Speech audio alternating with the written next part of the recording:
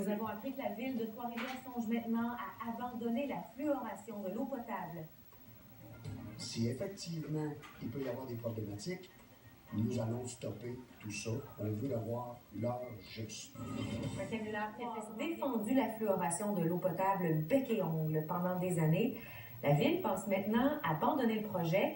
Donc, vous avez appris que la ville envisage de changer d'idée là-dessus, finalement.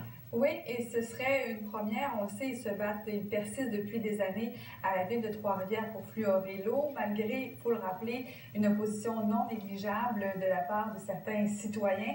Donc, la fluoration devait commencer en janvier, a été reportée une première fois pour que la santé publique mène une étude d'impact. Et voilà que la ville aimerait maintenant que Santé Canada l'éclaire sur certaines craintes à l'effet que les produits de fluoration pourraient dissoudre le plomb dans les canalisations de la ville et dans les entrées d'eau des résidences de Trois-Rivières.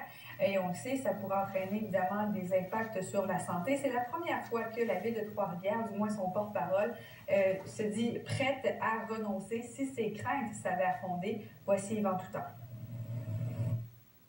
À la lumière de nouvelles informations, si effectivement il peut y avoir des problématiques, nous allons stopper tout ça. On veut avoir l'heure juste. Nous avons pris une première décision avec les informations que les médecins Santé Québec nous ont données. Maintenant, on veut savoir de Santé Canada, est-ce vrai ces réactions-là? Est-ce que ça peut amener des problématiques de santé aux gens? Si tel est le cas, soyez assurés qu'on n'ira pas de la mer.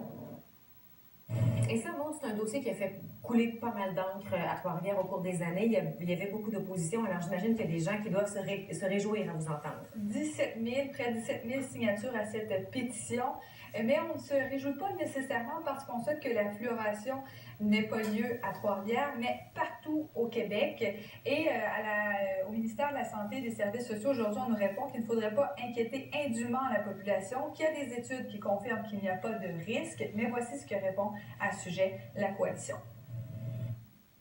Le plomb est un neurotoxique, donc favorise non seulement altère le fonctionnement du système nerveux central, mais en plus de ça, va avoir un impact sur le sang, sur la moelle osseuse, et donc peut être une des causes, une forme d'anémie.